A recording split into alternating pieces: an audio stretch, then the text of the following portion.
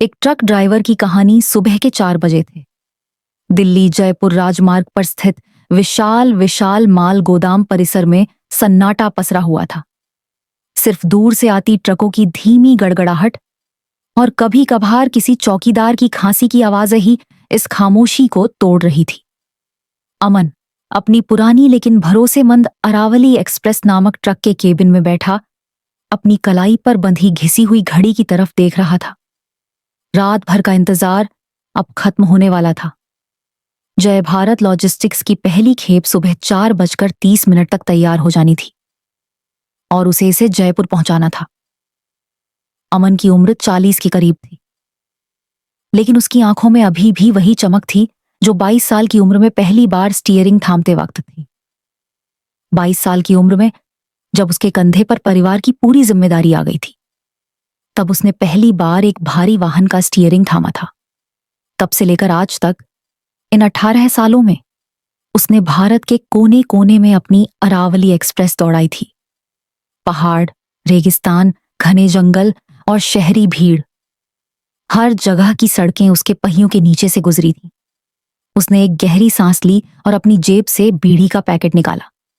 एक बीड़ी सुलगाई और उसकी तीखी गंध हवा में घुल गई। यह उसकी सुबह की रस्म थी, एक शांत पल जब वह आने वाले लंबे सफर के लिए खुद को तैयार करता था। थोड़ी देर पहले एक विशाल कंटेनर ट्रक गोदाम के गेट से अंदर आया था। कुछ ड्राइवर और उनके सहायक नीचे उतरे तो अमन ने भी उम्मीद से उनकी तरफ देखा। उसने कुछ परिचित चेहरों को देखा और हाथ हिलाकर अभिवादन किया। कुछ नए ड्राइवर भी थे जो शायद पहली बार इस गोदाम पर आए थे। अमन ने अपनी आदत के अनुसार उनमें से कुछ से हल्के फुल्के अंदाज में पूछा, कोई और माल है क्या भाई? वापसी का कोई चक्कर? लेकिन ज्यादातर ने सिर हिलाकर मना कर दिया। कुछ ड्राइवरों को माल की जरूरत नहीं थी क्योंकि उनकी वापसी की बुकिंग पहले से ही तय थी, और जिन्हें जरूरत थी वे अमन की तरफ अजीब नजरों से देख रहे थे। अमन जानता था कि उसकी शक्ल सूरत कुछ ऐसी ही थी। उसकी दाढ़ी बड़ी हुई थी, आंखें अक्सर नींद से लाल रहती थीं और उसके चेहरे पर सालों की थकान और संघर्ष की गहरी लकीरें थीं। उसकी आवाज थोड़ी भारी और खुरदुरी थी जो अक्सर लोगों को डरा देती थी। उसे पता था कि लोग उसे सड़क का डाकू या जंगली जैसे नामों से पुकारते थे, भले ही उसने कभी किसी का बुरा नहीं किया था। उसकी शक्ल और उसका कठोर जीवन उसे एक ऐसा बाहरी आवरण दे चुका था कि लोग उसे देखते ही दूरी बना लेते थे। अमन का जन्म एक छोटे से गांव में हुआ था जहां गरीबी एक शाप की तरह थी। वह 3 बहनों में अकेला भाई था। उसकी मां उसे स्कूल भेजना चाहती थी, उसे पढ़ा लिखा कर एक अच्छा इंसान बनाना चाहती थी, लेकिन उसके पिता, जो एक छोटे किसान थे, इस बात के सख्त खिलाफ थे। उनका मानना था कि खेत में काम करना ही असली शिक्षा है। किताबें क्या पेट भरेंगी, वे अक्सर कहते थे। जब अमन 15 साल का था तब उसकी मां एक लंबी बीमारी से चल बसी थी। मां के जाने के बाद घर की सारी जिम्मेदारी उसके कंधों पर आ गई। पिता की तबीयत भी अक्सर खराब रहती थी और खेत से इतनी कमाई नहीं होती थी कि परिवार का गुजारा हो सके। अमन ने कभी स्कूल का दरवाजा नहीं देखा था, लेकिन उसने छोटी उम्र से ही जिम्मेदारी का पाठ सीख लिया था। मां के गुजरने के कुछ ही महीनों बाद गांव के एक बड़े ट्रांसपोर्टर चौधरी साहब के यहां उसे काम मिल गया। चौधरी साहब के पास कुछ पुराने ट्रक थे और एक छोटी सी वर्कशॉप भी थी। अमन ने वहां ट्रकों की साफ सफाई से लेकर छोटे मोटे मैकेनिक के काम तक सब कुछ सीखा। वह सारा दिन इंजन के पास बैठकर ग्रीस और तेल की गंध में लिपटा रहता था। वह मेहनत से कमाता था, लेकिन उसके पिता की बीमारी और घर के खर्चों ने कभी उसे चैन से बैठने नहीं दिया। जो भी पैसे वह कमाता था वह सीधे घर भेज देता था। आज भी जब वह अपनी अरावली एक्सप्रेस में बैठा था तो उसे अपने अतीत की धुंधली यादें घेरे हुए थी। उसने बीड़ी का एक और कश लिया और धुएं को धीरे धीरे बाहर निकाला। उसकी आंखें सामने फैले अंधेरे में किसी अनजाने भविष्य को तलाश रही थी। वह जानता था कि यह सफर सिर्फ दिल्ली से जयपुर तक का नहीं था, बल्कि यह उसके अपने जीवन का एक और लंबा सफर था, जहां हर मोड़ पर नई चुनौतियां उसका इंतजार कर रही थीं। गोदाम के अंदर हलचल शुरू हो चुकी थी। फोर्कलिफ्ट की आवाजें और मजदूरों की बातचीत अब साफ सुनाई दे रही थी। अमन ने अपनी बीड़ी बुझाई और उसे एशट्रे में डाल दिया, स्टीयरिंग पर हाथ रखा और इंजन स्टार्ट किया। अरावली एक्सप्रेस की पुरानी लेकिन दमदार आवाज ने गोदाम के सन्नाटे को तोड़ दिया। एक नया दिन, एक नया सफर और एक नई कहानी शुरू होने वाली थी। ट्रक के भारी भरकम इंजन की गर्जना ने सुबह की खामोशी को चीर दिया। अमन ने गियर डाला और धीरे धीरे ट्रक को गोदाम के बाहर निकाला। विशाल माल गोदाम का मुख्य द्वार अब उसके पीछे छूट चुका था और सामने दिल्ली जयपुर राजमार्ग का विशाल विस्तार था। अभी भी भोर का धुंधलका छाया हुआ था और दूर क्षितिज पर सूरज की पहली किरणें गुलाबी रंग बिखेर रही थी। अमन को यह समय सबसे ज्यादा पसंद था। सड़कें अभी भी खाली थीं और हवा में एक ताजगी थी जो दिन के शोरगुल और प्रदूषण में खो जाती थी। ट्रक के हेडलाइट्स अंधेरे को चीरते हुए आगे बढ़ रहे थे और अमन का मन एक अजीब सी शांति महसूस कर रहा था। यह शांति सिर्फ सड़क पर अकेले होने की नहीं थी, बल्कि अपने जीवन के इस नीरस लेकिन स्थिर चक्र का एक हिस्सा होने की थी। उसने स्टीरियो ऑन किया और एक पुराना लोकगीत बजने लगा। यह गीत उसे अपने गांव की याद दिलाता था, जहां बचपन में उसकी मां उसे लोरी सुनाया करती थी। उसकी आंखों में एक पल के लिए नमी आ गई, लेकिन उसने तुरंत उसे झटक दिया। भावनाओं को अपने ऊपर हावी होने देना एक ट्रक ड्राइवर के लिए अच्छी बात नहीं थी। सड़क पर ध्यान केंद्रित रखना सबसे जरूरी था। जैसे जैसे सूरज ऊपर चढ़ता गया, राजमार्ग पर वाहनों की संख्या बढ़ने लगी। छोटी कारें, बसें और दूसरे ट्रक उसके बगल से गुजरने लगे। अमन ने अपनी गति बनाए रखी, न बहुत तेज न बहुत धीमी। वह जानता था कि इस राजमार्ग पर हर मोड़ पर खतरा छिपा हो सकता है। एक लापरवाह ड्राइवर, एक अचानक सामने आने वाला जानवर या फिर कोई यांत्रिक खराबी। लगभग 2 घंटे तक लगातार गाड़ी चलाने के बाद अमन ने एक ढाबे पर रुकने का फैसला किया। शर्मा जी का ढाबा राजमार्ग पर एक जाना माना पड़ाव था, जहां अक्सर ट्रक ड्राइवर रुकते थे। उसने ट्रक को ढाबे के किनारे बनी पार्किंग में लगाया और नीचे उतरा। सुबह की ताजी हवा में खिंचाव महसूस हुआ और उसने अपनी पीठ सीधी की। ढाबे पर कुछ और ड्राइवर भी थे जो चाय की चुस्कियां ले रहे थे और गर्मागर्म पराठे खा रहे थे। अमन ने एक मेज पर जगह बनाई और चाय और आलू पराठे का ऑर्डर दिया। ढाबे का मालिक शर्मा जी एक मोटे ताजे और हंसमुख व्यक्ति थे जो सभी ड्राइवरों को जानते थे। अमन भाई, क्या हाल है? बहुत दिनों बाद दिखे, शर्मा जी ने मुस्कुराते हुए कहा। बस शर्मा जी, गाड़ी चलती रहती है। आप सुनाओ, सब ठीक? अमन ने जवाब दिया। हाँ, सब बढ़िया है, बस यही धंधा चल रहा है, शर्मा जी ने कहा और चाय का कप अमन की तरफ बढ़ा दिया। अमन ने चाय की पहली चुस्की ली और उसकी गर्माहट से उसे सुकून मिला। उसने पराठे का एक टुकड़ा तोड़ा और उसे चटनी में डुबोकर खाया। यह उसका पसंदीदा नाश्ता था जो उसे घर की याद दिलाता था, जब उसकी मां सुबह सुबह उसके लिए गर्मागर्म पराठे बनाया करती थी। उसने दूसरे ड्राइवरों की बातचीत सुनी। वे सड़कों की हालत, पुलिस के चालान और माल ढुलाई की दरों के बारे में बात कर रहे थे। अमन ने उनकी बातों में कोई दिलचस्पी नहीं ली। वह हमेशा से अकेला रहना पसंद करता था। उसके पास दोस्त कम थे और वह अपने काम से मतलब रखता था। नाश्ता खत्म करने के बाद अमन ने शर्मा जी को पैसे दिए और अपनी ट्रक की तरफ बढ़ा। उसने एक बार फिर ट्रक के टायरों की जांच की, इंजन में तेल का स्तर देखा और सुनिश्चित किया कि सब कुछ ठीक है। यह उसकी आदत थी, हर छोटे से छोटे विवरण पर ध्यान देना, क्योंकि सड़क पर एक छोटी सी चूक भी भारी पड़ सकती थी। वह फिर से केबिन में बैठा और इंजन स्टार्ट किया। अरावली एक्सप्रेस फिर से राजमार्ग पर दौड़ने लगी। सूरज अब सिर पर आ चुका था और गर्मी बढ़ने लगी थी। अमन ने ट्रक के शीशे नीचे किए ताकि ताजी हवा अंदर आ सके। सड़क पर अब भीड़ और ज्यादा थी। ओवरटेक करते हुए वाहन, हॉर्न बजाते हुए ड्राइवर और सड़क किनारे चल रहे लोग, सब कुछ एक साथ मिलकर एक अजीब सा शोर पैदा कर रहे थे। अमन ने अपनी एकाग्रता बनाए रखी।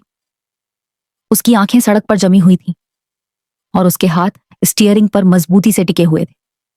अचानक उसके सामने एक कार ने तेजी से कट मारा। अमन ने तुरंत ब्रेक लगाया और ट्रक एक झटके के साथ रुक गया। पीछे से आ रहे एक दूसरे ट्रक ने भी मुश्किल से टक्कर से बचा। अमन ने गुस्से में हॉर्न बजाया, लेकिन कार ड्राइवर ने कोई ध्यान नहीं दिया और तेजी से आगे बढ़ गया। अमन ने एक गहरी सांस ली और अपने गुस्से को शांत किया। ये शहर वाले कभी नहीं सुधरेंगे, उसने मन ही मन कहा। ये कोई नई बात नहीं थी। उसने ऐसे कई लापरवाह ड्राइवर देखे थे जो अपनी और दूसरों की जान को खतरे में डालते थे। उसने फिर से गियर डाला और ट्रक को आगे बढ़ाया। उसका मन अब थोड़ा अशांत हो गया था। उसने स्टीरियो बंद कर दिया और सड़क पर ध्यान केंद्रित किया। उसे पता था कि ऐसे क्षणों में शांत रहना कितना जरूरी है।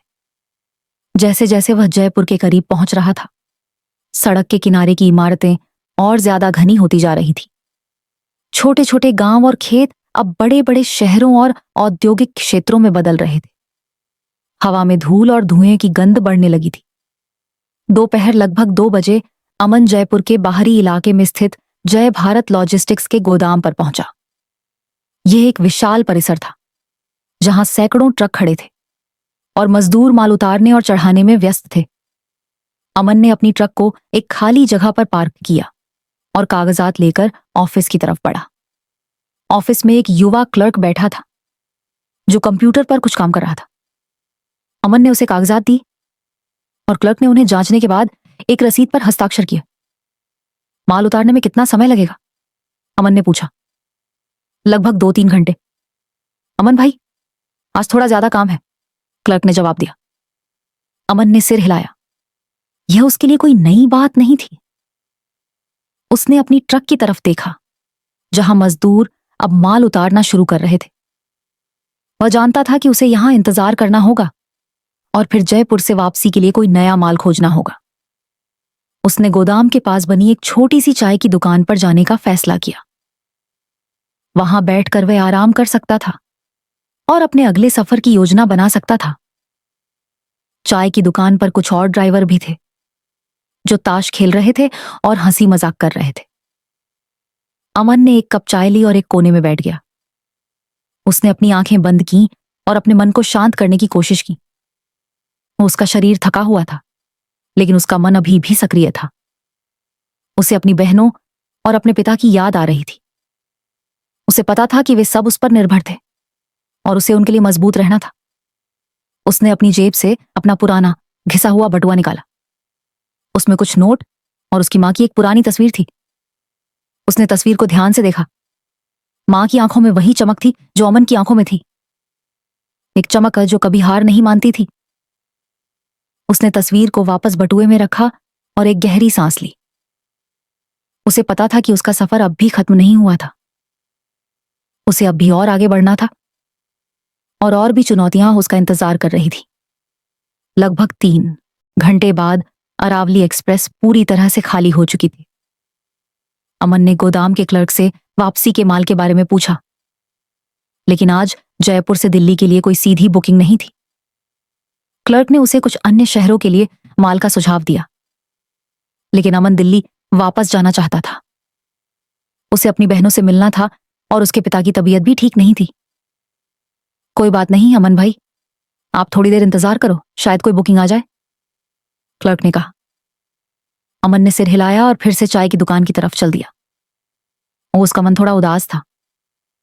बिना वापसी के माल के दिल्ली लौटना उसके लिए नुकसान का सौदा था। उसे खाली ट्रक चलाने का खर्च भी उठाना पड़ता था और वह अपने परिवार के लिए पैसे भी नहीं कमा पाता था।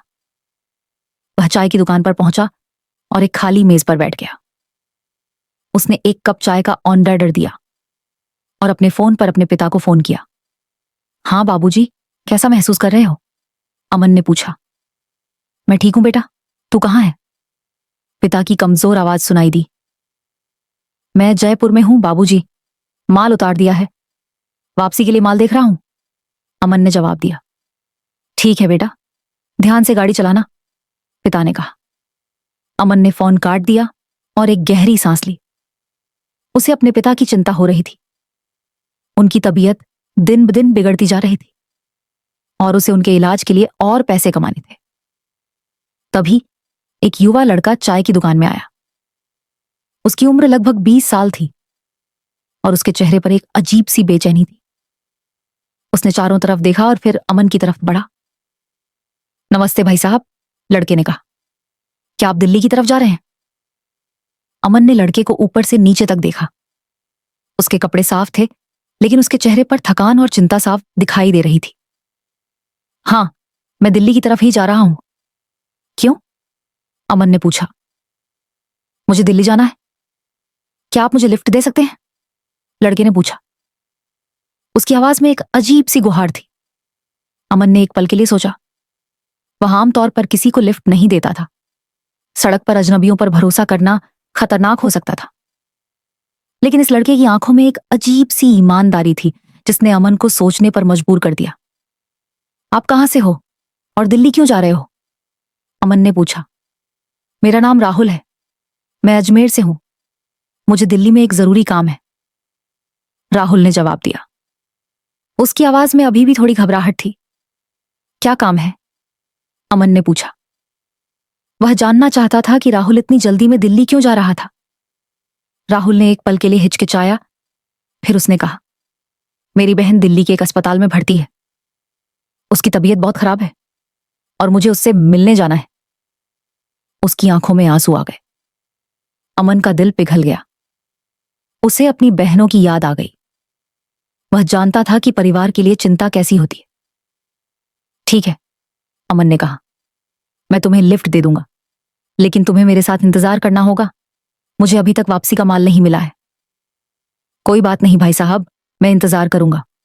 आपका बहुत बहुत धन्यवाद, राहुल ने कहा। उसके चेहरे पर एक राहत की मुस्कान थी। राहुल अमन के बगल में बैठ गया और दोनों ने चाय पी। राहुल ने अपनी कहानी सुनाई। उसकी बहन को एक गंभीर बीमारी थी और उसे दिल्ली के एक बड़े अस्पताल में भर्ती कराया गया था। राहुल के पास इतने पैसे नहीं थे कि वह ट्रेन या बस से दिल्ली जा सके, इसलिए वह लिफ्ट मांग रहा था। अमन ने उसकी कहानी ध्यान से सुनी। उसे राहुल पर दया आ रही थी। उसने अपनी जिंदगी में ऐसे कई लोगों को देखा था जो गरीबी और लाचारी से जूझ रहे थे। लगभग 1 घंटे बाद क्लर्क ने अमन को बुलाया। अमन भाई, एक बुकिंग आई है। दिल्ली के लिए नहीं, लेकिन हरियाणा के रेवाड़ी के लिए है। वहां से आपको दिल्ली के लिए माल मिल सकता है। अमन ने सोचा, रेवाड़ी दिल्ली के रास्ते में ही था। यह एक अच्छा विकल्प था। ठीक है, अमन ने कहा, मैं रेवाड़ी के लिए माल ले लूंगा। क्लर्क ने कागजात तैयार किए और अमन ने उन पर हस्ताक्षर किए। वह राहुल की तरफ मुड़ा। चलो राहुल, हम रेवाड़ी जा रहे हैं। वहां से तुम्हें दिल्ली के लिए कोई बस या ट्रेन मिल जाएगी, अमन ने कहा। ठीक है भाई साहब, राहुल ने कहा। वह खुश था कि उसे कम से कम रेवाड़ी तक तो लिफ्ट मिल रही थी। दोनों ट्रक की तरफ बढ़े। अमन ने राहुल को केबिन में बैठने के लिए कहा। राहुल ने अमन का धन्यवाद किया और ट्रक में चढ़ गया। अरावली एक्सप्रेस फिर से राजमार्ग पर दौड़ने लगी। सूरज अब ढलने लगा था और आसमान में नारंगी और बैंगनी रंग के शेड्स फैल रहे थे। अमन ने स्टीरियो ऑन किया और इस बार एक तेज धुन बजने लगी। राहुल चुपचाप बैठा था। उसकी आंखें सड़क पर जमी हुई थीं। अमन ने उसे देखा और मुस्कुराया। चिंता मत करो राहुल, सब ठीक हो जाएगा, अमन ने कहा। राहुल ने अमन की तरफ देखा और मुस्कुराया। मुझे उम्मीद है भाई साहब, उसने कहा। सफर जारी था। अमन को पता था कि यह सफर सिर्फ माल ढोने का नहीं था, बल्कि यह एक इंसान की मदद करने का भी था। उसे एक अजीब सी संतुष्टि महसूस हो रही थी। शायद यही जिंदगी थी, एक दूसरे की मदद करना और आगे बढ़ते रहना। रेवाड़ी पहुंचते पहुंचते रात के 8 बज चुके थे। शहर की सड़कें रोशनी से जगमगा रही थीं और हवा में एक अलग ही चहल पहल थी। अरावली एक्सप्रेस ने न्यू भारत लॉजिस्टिक्स के गोदाम में प्रवेश किया, जो जयपुर के गोदाम से छोटा लेकिन फिर भी व्यस्त था। अमन ने ट्रक को पार्किंग में लगाया और राहुल की तरफ देखा। चलो राहुल, यहां से तुम्हें दिल्ली के लिए बस या ट्रेन मिल जाएगी, उसने कहा। राहुल के चेहरे पर थोड़ी उदासी थी। भाई साहब, आपका बहुत बहुत धन्यवाद। आपने मेरी बहुत मदद की, उसने कहा। कोई बात नहीं, अमन ने कहा। अपना ध्यान रखना। राहुल ट्रक से नीचे उतरा और अमन को एक बार फिर धन्यवाद दिया। वह गोदाम के गेट से बाहर निकल गया और अमन ने उसे जाते हुए देखा। उसे थोड़ी देर के लिए अकेलापन महसूस हुआ, लेकिन उसने इसे नजरअंदाजा कर दिया। अमन ने अपने कागजात ली और गोदाम के ऑफिस में गया। वहां एक अधेड़ उम्र का आदमी बैठा था, जो शायद मैनेजर था। अमन ने उसे कागजात दिए और मैनेजर ने उन्हें जांचने के बाद माल उतारने के लिए मजदूरों को बुलाया। दिल्ली के लिए कोई माल है क्या? अमन ने पूछा। मैनेजर ने कंप्यूटर पर कुछ देखा और फिर सिर हिलाया। नहीं अमन भाई, आज दिल्ली के लिए कोई सीधी बुकिंग नहीं है, लेकिन कल सुबह तक शायद कोई बुकिंग आ जाए, उसने कहा। अमन का मन फिर से उदास हो गया। उसे रात यहीं बितानी पड़ेगी। उसने सोचा कि वह किसी ढाबे पर रुक जाएगा और सुबह तक इंतजार करेगा। ठीक है, अमन ने कहा, मैं यहीं रुकूंगा। अगर कोई बुकिंग आए तो मुझे बता देना। मैनेजर ने सिर हिलाया और अमन ऑफिस से बाहर आ गया। उसने अपनी ट्रक की तरफ देखा, जहां मजदूर अब माल उतारना शुरू कर रहे थे। अमन ने सोचा कि वह रात के खाने के लिए कुछ खा लेगा और फिर सो जाएगा। वह गोदाम के पास बनी एक छोटी सी बस्ती की तरफ चल दिया, जहां कुछ ढाबे और चाय की दुकानें थीं। वह एक ढाबे पर पहुंचा जहां कुछ और ड्राइवर भी बैठे थे। उसने एक मेज पर जगह बनाई और दाल रोटी का ऑर्डर दिया। खाना खाते हुए उसने अपने फोन पर अपनी बहनों को फोन किया। हाँ दीदी, कैसा महसूस कर रही हो? अमन ने पूछा। मैं ठीक हूं अमन, तू कहाँ है? उसकी बड़ी बहन प्रिया की आवाज सुनाई दी। मैं रेवाड़ी में हूं दीदी। आज दिल्ली के लिए कोई माल नहीं मिला तो यहीं रुकना पड़ेगा, अमन ने जवाब दिया। कोई बात नहीं अमन, अपना ध्यान रखना। बाबूजी कैसे हैं? प्रिया ने पूछा। बाबूजी ठीक है, मैंने उनसे बात की थी, अमन ने कहा। प्रिया ने कुछ और बातें की और फिर अमन ने फोन काट दिया। उसे अपनी बहनों की चिंता हो रही थी। वे दोनों अभी भी पढ़ाई कर रही थीं और अमन को उनकी फीस और खर्चों का ध्यान रखना था।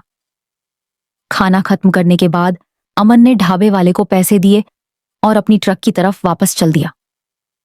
उसने ट्रक के केबिन में चढ़कर अपनी सीट को पीछे किया और सोने की कोशिश की, लेकिन उसे नींद नहीं आ रही थी। उसका मन बेचैन था। उसे अपने बचपन की यादें आ रही थीं। उसे याद आया कि कैसे उसकी मां उसे स्कूल भेजना चाहती थी, लेकिन उसके पिता ने उसे कभी स्कूल नहीं जाने दिया। उसे याद आया कि कैसे उसने चौधरी साहब के यहां काम करना शुरू किया था और कैसे उसने अपनी जिंदगी में कभी चैन से नहीं बैठा था।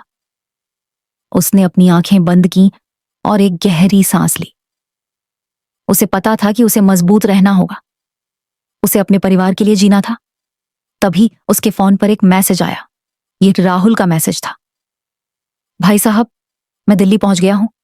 मेरी बहन ठीक है, आपका बहुत बहुत धन्यवाद, मैसेज में लिखा था। अमन के चेहरे पर एक मुस्कान आ गई। उसे खुशी हुई कि राहुल की बहन ठीक थी। उसे लगा कि उसकी मेहनत बेकार नहीं गई थी। उसने राहुल को जवाब दिया, खुशी हुई सुनकर, अपना ध्यान रखना। मैसेज भेजने के बाद अमन को थोड़ी शांति महसूस हुई। उसने अपनी आंखें बंद की और इस बार उसे नींद आ गई। सुबह के 4 बजे अमन की नींद खुली और उसने अपनी घड़ी देखी। अभी भी अंधेरा था, लेकिन गोदाम में हलचल शुरू हो चुकी थी। अमन ने अपनी सीट सीधी की और इंजन स्टार्ट किया। वह ऑफिस में गया और मैनेजर से मिला। कोई बुकिंग आई क्या? अमन ने पूछा। मैनेजर ने मुस्कुराते हुए कहा, हाँ अमन भाई, दिल्ली के लिए एक बुकिंग है। एक अर्जेंट माल है जो सुबह तक दिल्ली पहुंचना चाहिए। अमन के चेहरे पर एक चमक आ गई। यही उसके लिए अच्छी खबर थी। ठीक है, अमन ने कहा, मैं तैयार हूं। मैनेजर ने कागजात दी और अमन ने उन पर हस्ताक्षर किए। वह अपनी ट्रक की तरफ बढ़ा, जहां मजदूर अब माल चढ़ाना शुरू कर रहे थे। लगभग 1 घंटे बाद अरावली एक्सप्रेस पूरी तरह से लोड हो चुकी थी। अमन ने ट्रक को गोदाम से बाहर निकाला और दिल्ली की तरफ बढ़ चला। सुबह की ठंडी हवा उसके चेहरे पर लग रही थी और उसे एक अजीब सी ताजगी महसूस हो रही थी।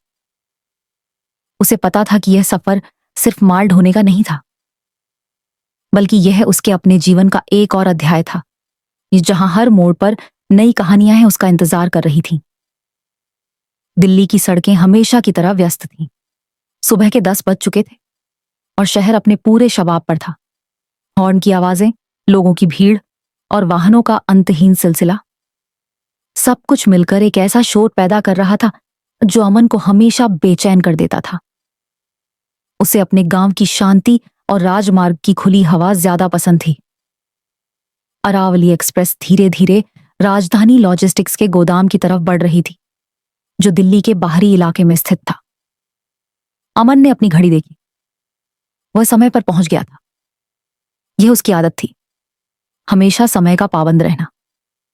गोदाम में पहुंचने के बाद अमन ने ट्रक को पार्किंग में लगाया और कागजात लेकर ऑफिस की तरफ बढ़ा। ऑफिस में एक युवा महिला क्लर्क बैठी थी जो कंप्यूटर पर कुछ काम कर रही थी। अमन ने उसे कागजात दी और महिला क्लर्क ने उन्हें जांचने के बाद एक रसीद पर हस्ताक्षर किए। माल उतारने में कितना समय लगेगा? अमन ने पूछा। लगभग 2 घंटे। अमन भाई, आज थोड़ा ज्यादा काम है, महिला क्लर्क ने जवाब दिया। अमन ने सिर हिलाया। उसने सोचा कि वह गोदाम के पास बनी चाय की दुकान पर जाकर कुछ देर आराम करेगा। वह ऑफिस से बाहर आया और अपनी ट्रक की तरफ बढ़ा, जहां मजदूर अब माल उतारना शुरू कर रहे थे। तभी उसकी नजर एक परिचित चेहरे पर पड़ी। यह चौधरी साहब थे, वही ट्रांसपोर्टर जिन्होंने उसे बचपन में काम दिया था। चौधरी साहब अब काफी बूढ़े हो चुके थे, लेकिन उनकी आंखों में अभी भी वही चमक थी। अमन को देखकर चौधरी साहब भी चौंक गए। अमन, तू यहां क्या कर रहा है? उन्होंने आश्चर्य से पूछा। अमन ने उनके पैर छुए। नमस्ते चौधरी साहब, मैं ट्रक चलाता हूं, उसने जवाब दिया। मुझे पता है कि तू ट्रक चलाता है, लेकिन तू यहां दिल्ली में क्या कर रहा है? चौधरी साहब ने पूछा। अमन ने उन्हें अपनी कहानी सुनाई, कैसे उसने चौधरी साहब के यहां से काम छोड़ दिया था और कैसे वह अब अपनी खुद की ट्रक चलाता था। उसने उन्हें अपने परिवार की स्थिति और अपने पिता की बीमारी के बारे में भी बताया। चौधरी साहब ने उसकी कहानी ध्यान से सुनी। उनके चेहरे पर एक अजीब सी उदासी थी। मुझे अफसोस है कि तुम्हें इतनी मुश्किलों का सामना करना पड़ा, उन्होंने कहा। कोई बात नहीं चौधरी साहब, यह सब जिंदगी का हिस्सा है, अमन ने कहा। तूने बहुत तरक्की की है अमन, मुझे तुझ पर गर्व है, चौधरी साहब ने कहा। अमन मुस्कुराया। चौधरी साहब के शब्द सुनकर उसे बहुत खुशी हुई। आप यहां क्या कर रहे हो चौधरी साहब? अमन ने पूछा। मैं यहां अपने बेटे से मिलने आया हूं, उसने यहां एक नया ट्रांसपोर्ट का बिजनेस शुरू किया है, चौधरी साहब ने जवाब दिया। तभी एक युवा लड़का ऑफिस से बाहर आया। उसकी उम्र लगभग 25 साल थी और वह सूट बूट में था। यह चौधरी साहब का बेटा विक्रम था। पापा, आप कहां हो? विक्रम ने पूछा। मैं यहां हूं बेटा, चौधरी साहब ने कहा। यह अमन है, ये वही लड़का है जिसने हमारे यहां काम किया था।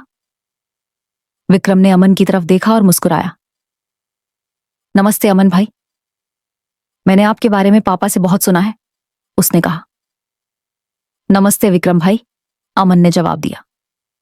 तुम यहां क्या कर रहे हो? विक्रम ने पूछा। अमन ने उसे बताया कि वह राजधानी लॉजिस्टिक्स के लिए माल लेकर आया था। तो तुम अब अपनी खुद की ट्रक चलाते हो? विक्रम ने पूछा। उसकी आवाज में थोड़ी हैरानी थी। हां, अमन ने जवाब दिया। बहुत अच्छी बात है, तुम्हें कभी किसी चीज की जरूरत हो तो मुझे बताना, विक्रम ने कहा। अमन ने उनका धन्यवाद किया। उसे खुशी हुई कि चौधरी साहब और उनके बेटे ने उसे याद रखा था। तुम कहां रुक रहे हो? चौधरी साहब ने पूछा।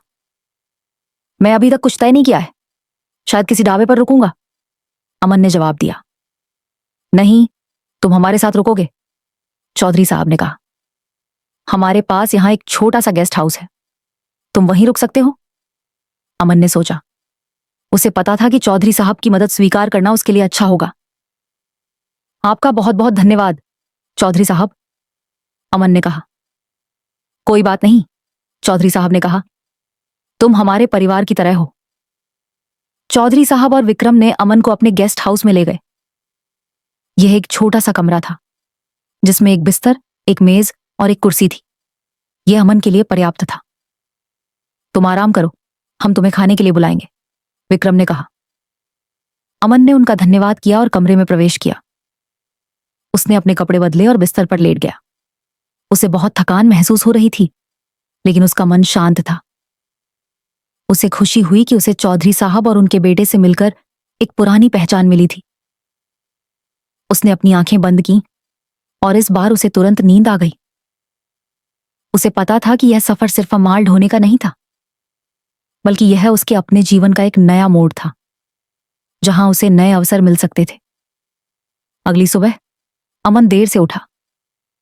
उसे कई दिनों बाद इतनी गहरी नींद आई थी। उसने उठकर देखा तो सूरज की किरणें खिड़की से अंदर आ रही थीं। उसने अपने कपड़े बदले और फ्रेश होकर बाहर आया। गेस्ट हाउस के बाहर एक छोटा सा बगीचा था, जहां कुछ फूल खिले हुए थे। अमन ने बगीचे में टहलते हुए ताजी हवा ली। उसे अपने गांव की याद आ रही थी, जहां सुबह सुबह खेतों की खुशबू आती थी। तभी विक्रम उसके पास आया। अमन भाई, तुम उठ गए? उसने पूछा। हाँ विक्रम भाई, बहुत अच्छी नींद आई, अमन ने जवाब दिया। चलो नाश्ता करते हैं, विक्रम ने कहा। दोनों नाश्ते के लिए डाइनिंग हॉल में गए, जहां चौधरी साहब पहले से ही बैठे थे। नाश्ते में गर्मा-गर्म पूड़ी सब्जी और चाय थी। अमन ने कई दिनों बाद इतना स्वादिष्ट नाश्ता किया था। नाश्ता करते हुए चौधरी साहब ने अमन से पूछा, अमन, तुम अब क्या करने वाले हो? अमन ने सोचा। उसे अभी तक दिल्ली से वापसी के लिए कोई माल नहीं मिला था। मैं अभी तक कुछ तय नहीं किया है चौधरी साहब, मैं वापसी के लिए माल देख रहा हूं, अमन ने जवाब दिया। तो तुम हमारे साथ काम क्यों नहीं करते? चौधरी साहब ने अचानक पूछा। अमन चौंक गया। उसे उम्मीद नहीं थी कि चौधरी साहब उसे यह प्रस्ताव देंगे। मैं? अमन ने पूछा। हां, तुम, चौधरी साहब ने कहा। तुम एक ईमानदार और मेहनती ड्राइवर हो, हमें तुम्हारी जरूरत है। विक्रम ने भी चौधरी साहब का समर्थन किया। हां अमन भाई, हम अपना बिजनेस बढ़ा रहे हैं और हमें अच्छे ड्राइवरों की जरूरत है। हम तुम्हें अच्छी सैलरी देंगे और तुम्हें अपनी ट्रक भी चलाने की जरूरत नहीं होगी। अमन ने सोचा, यह उसके लिए एक बड़ा अवसर था। उसे अपनी ट्रक चलाने की चिंता नहीं करनी पड़ेगी और उसे एक स्थिर आय भी मिलेगी। लेकिन मेरी अपनी ट्रक है, अमन ने कहा। कोई बात नहीं, तुम अपनी ट्रक बेच सकते हो या उसे हमारे यहां पार्क कर सकते हो, चौधरी साहब ने कहा। अमन ने एक पल के लिए सोचा। उसे अपनी अरावली एक्सप्रेस से बहुत लगाव था। यह उसकी पहचान थी, लेकिन उसे अपने परिवार के बारे में भी सोचना था। उसे एक स्थिर आय की जरूरत थी। मुझे सोचने के लिए थोड़ा समय चाहिए चौधरी साहब, अमन ने कहा। ठीक है, चौधरी साहब ने कहा। तुम आराम से सोचो, हम तुम्हें कोई दबाव नहीं डालेंगे। नाश्ता खत्म करने के बाद अमन अपने कमरे में वापस आया। उसने बिस्तर पर बैठकर चौधरी साहब के प्रस्ताव के बारे में सोचा। यह उसके लिए एक बड़ा फैसला था। एक तरफ उसकी आजादी थी, अपनी ट्रक चलाने की आजादी। दूसरी तरफ स्थिरता थी, एक अच्छी नौकरी और एक स्थिर आय। उसने अपने फोन पर अपनी बहनों को फोन किया और उन्हें चौधरी साहब के प्रस्ताव के बारे में बताया। अमन, यह तुम्हारे लिए एक बहुत अच्छा अवसर है, प्रिया ने कहा। तुम्हें यह स्वीकार कर लेना चाहिए। हां भाई, हमें तुम्हारी चिंता होती है जब तुम रात भर गाड़ी चलाते हो, उसकी छोटी बहन नेहा ने कहा। अमन ने अपनी बहनों की बातें सुनी। उन्हें उसकी चिंता थी। उसे पता था कि उन्हें उसकी मदद की जरूरत थी। उसने एक गहरी सांस ली और अपना फैसला कर लिया। वह चौधरी साहब के पास गया, जो अपने ऑफिस में बैठे थे। चौधरी साहब, मैंने फैसला कर लिया है, अमन ने कहा। क्या फैसला किया है? चौधरी साहब ने पूछा। मैं आपके साथ काम करूंगा, अमन ने कहा। चौधरी साहब के चेहरे पर एक मुस्कान आ गई। बहुत अच्छी बात है अमन, तुमने सही फैसला किया है, उन्होंने कहा। विक्रम भी खुश था। स्वागत है अमन भाई, तुम हमारे परिवार का हिस्सा हो, उसने कहा। अमन को खुशी हुई कि उसने यह फैसला किया था। उसे पता था कि यह उसके जीवन का एक नया अध्याय था, जहां उसे एक स्थिर जीवन और अपने परिवार के लिए बेहतर भविष्य मिल सकता था। चौधरी साहब ने अमन को काम के बारे में समझाया। उसे उनकी नई ट्रकों में से एक चलानी होगी और उसे दिल्ली से विभिन्न शहरों तक माल पहुंचाना होगा।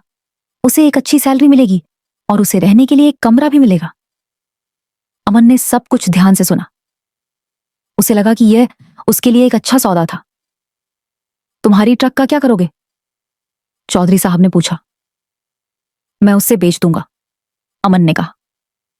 उसे अपनी अरावली एक्सप्रेस से अलग होने का दुख था, लेकिन उसे पता था कि यह उसके लिए सही फैसला था। चौधरी साहब ने अमन को कुछ कागजात दिए जिन पर उसे हस्ताक्षर करने थे। अमन ने उन पर हस्ताक्षर किए और इस तरह वह चौधरी लॉजिस्टिक्स का हिस्सा बन गया। उसने अपनी पुरानी ट्रक की तरफ देखा जो अभी भी गोदाम में खड़ी थी। उसने उसे एक अंतिम अलविदा कहा। उसे पता था कि वह अपनी अरावली एक्सप्रेस को कभी नहीं भूलेगा, लेकिन अब उसे आगे बढ़ना था। अगले कुछ दिन अमन के लिए बदलाव भरे थे। उसने अपनी पुरानी अरावली एक्सप्रेस को एक स्थानीय डीलर को बेच दिया। भले ही उसे ऐसा करते हुए दिल में एक अजीब सी कसक महसूस हुई।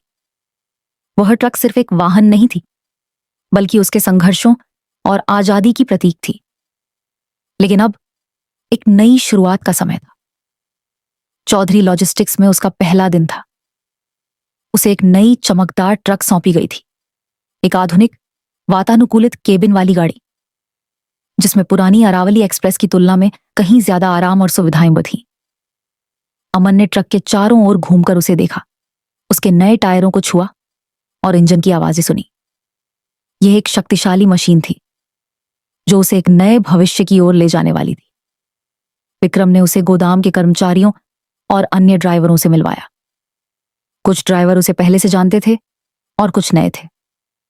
अमन ने सभी से हाथ मिलाया और मुस्कुराया। उसे लगा कि यहां का माहौल काफी दोस्ताना था। उसकी पहली खेप दिल्ली से मुंबई के लिए थी। ये एक लंबी यात्रा थी जिसमें उसे लगभग 1400 किलोमीटर का सफर तय करना था। अमन ने अपने कागजात लिए, ट्रक में चढ़ा और इंजन स्टार्ट किया। दिल्ली के व्यस्त ट्रैफिक से होते हुए चौधरी लॉजिस्टिक्स की नई ट्रक राजमार्ग पर आ गई। अमन को एक अजीब सी घबराहट महसूस हो रही थी। यह एक नई ट्रक थी, एक नया रास्ता था और एक नई जिम्मेदारी थी। लेकिन उसने अपने अनुभव और कौशल पर भरोसा रखा। सफर के दौरान अमन ने ट्रक के नए फीचर्स को समझा। इसमें जीपीएस नेविगेशन सिस्टम था जो उसे रास्ता दिखाने में मदद करता था। इसमें एक आरामदायक सीट थी जो लंबी यात्राओं के लिए बहुत जरूरी थी, और इसमें एक शक्तिशाली इंजन था जो उसे आसानी से पहाड़ों और ढलानों पर चढ़ने में मदद करता था। उसने रास्ते में कई नए ढाबे और रेस्टोरेंट देखे। उसने कुछ नए शहरों और कस्बों से भी गुजरा। हर जगह एक नई कहानी थी, एक नया अनुभव था। मुंबई पहुंचने में उसे लगभग 24 घंटे लगे। उसने गोदाम पर माल उतारा और फिर वापसी के लिए माल की तलाश की। इस बार उसे मुंबई से अहमदाबाद के लिए माल मिल गया। अगले कुछ हफ्तों में अमन ने चौधरी लॉजिस्टिक्स के लिए कई यात्राएं की। उसने भारत के विभिन्न हिस्सों की यात्रा की, गुजरात के रेगिस्तान से लेकर कर्नाटक के हरे भरे जंगलों तक। उसने कई नए लोगों से मुलाकात की, अन्य ड्राइवर, ढाबे वाले और गोदाम के कर्मचारी। उसे अपनी नई नौकरी में मजा आ रहा था।